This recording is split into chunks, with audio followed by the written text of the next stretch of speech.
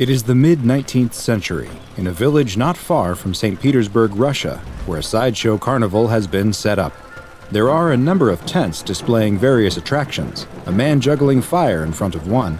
In another, a large bear balances on top of a ball. A detective from the St. Petersburg police force has been led here in the course of his investigation into the disappearance of a local chess prodigy's twin daughters.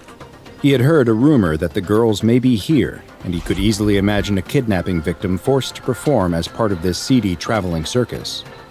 After passing by a contortionist and a man throwing knives at a woman strapped to a board, he found what he had been looking for: a large tent with a hand-painted sign reading, "The Samurai.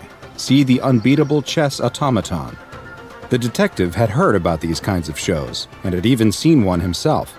They would claim that their mechanical contraption could somehow play chess and beat even the best grandmasters without any human assistance. But the detective knew their secret. Inside was a person, cleverly hidden in such a way that you'd have no idea from the outside. But there was always someone in there, pulling on strings or levers to manipulate the machinery as the crowd looked on amazed at the feats technology was capable of. And who better to hide inside one of these charlatan boxes than a small girl who had already shown an incredible aptitude for chess? Two girls were even better than one. They could work together or take turns playing in shifts. The detective had the feeling in his gut that had yet to be wrong. The girls were in that machine. The detective enters the tent housing the automaton, but is stopped at the entrance and told that he has to pay if he wants to see. The smoky, lamplit tent is crowded with men all huddled around something in the center. A burst of cheers come from the throng, and again the man demands payment for entrance, poking the detective in the chest, telling him he has to pay or get out. The detective asks if he's the owner of the machine, but the man says he's just the exhibitor.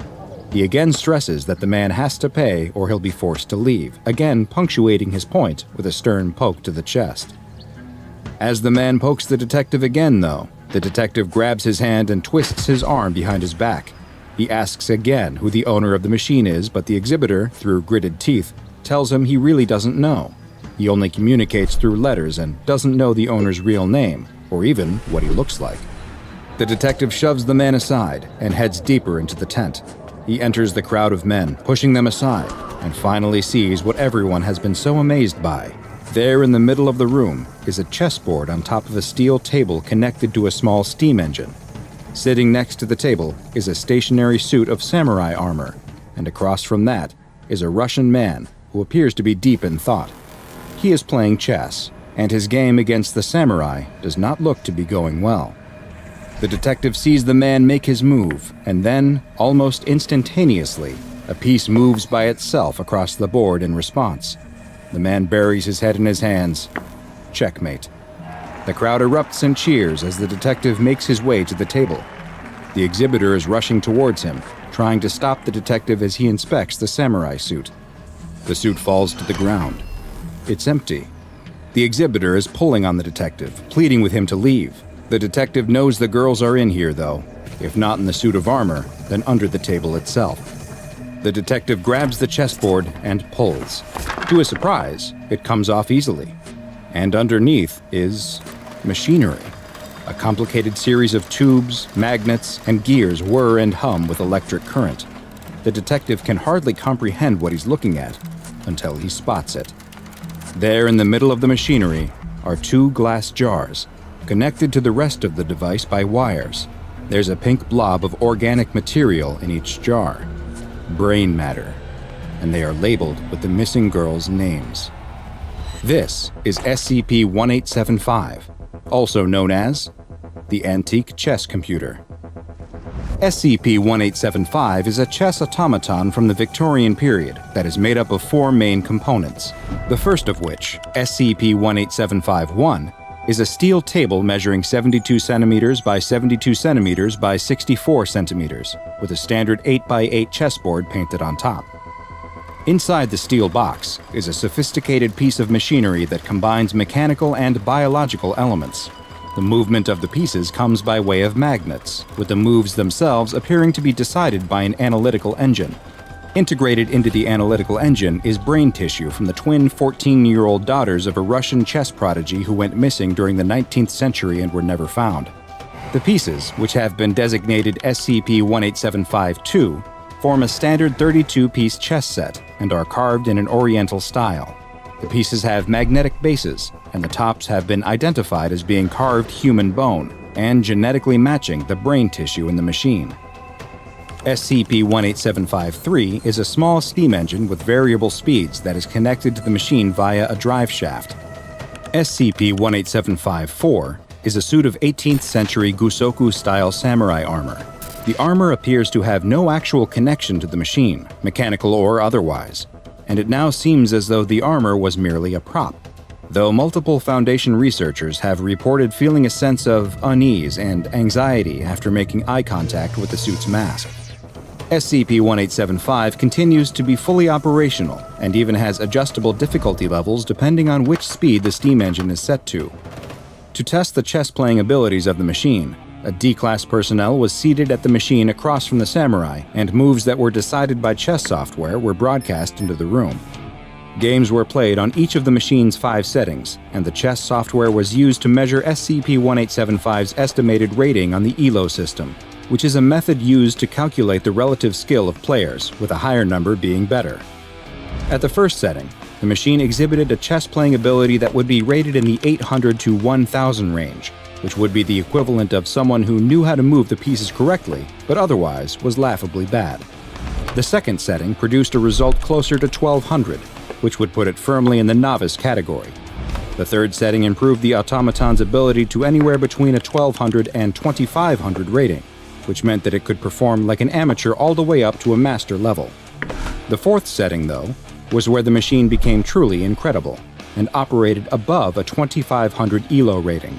At that level, it would play like a chess grandmaster and sometimes operated at a level higher than any human has ever been recorded. The fifth and final setting was baffling, though. The machine would play erratically, sometimes at a level even higher than that measured on the fourth setting, but then in the next game would make nonsensical decisions or look like it was trying to lose, sometimes even making moves that were illegal. Multiple games were played at this setting, and the amount of illogical moves only increased. The pieces began to move faster and faster, and eventually they began to ram together until several were chipped. The testing was quickly halted after this, and further tests were suspended until a way to test without potentially damaging the pieces was found. Following this bizarre result, something even stranger happened. 5 minutes after the test, an email was received by all members of the SCP-1875 email distribution list.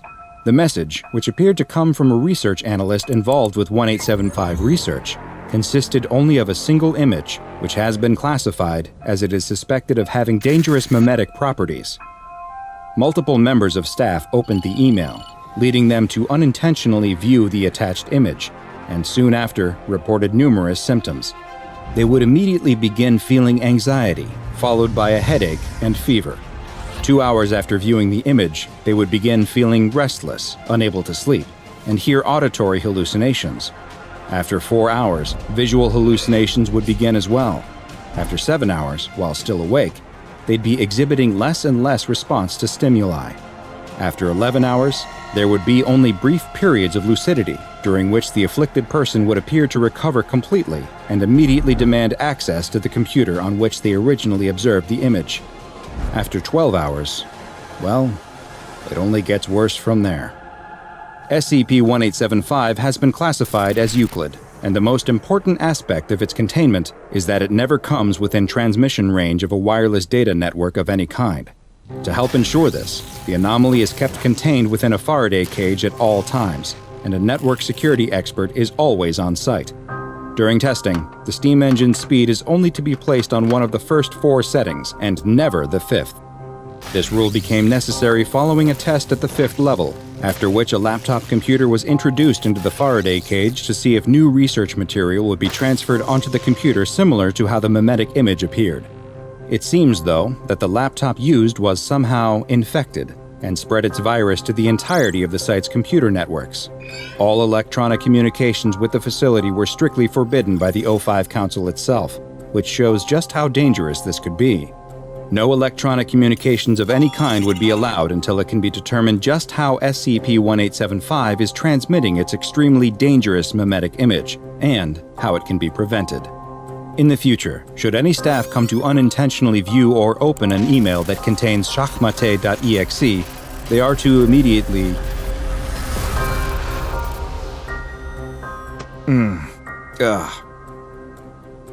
What happened? No, I'm fine. Are we still recording? Yeah, no, I can take it from, Now go and watch another entry from the files of Dr. Bob, and make sure you subscribe and turn on notifications so you don't miss a single anomaly as we delve further and further into the SCP Foundation's classified archives. I think, I'm going to go lie down.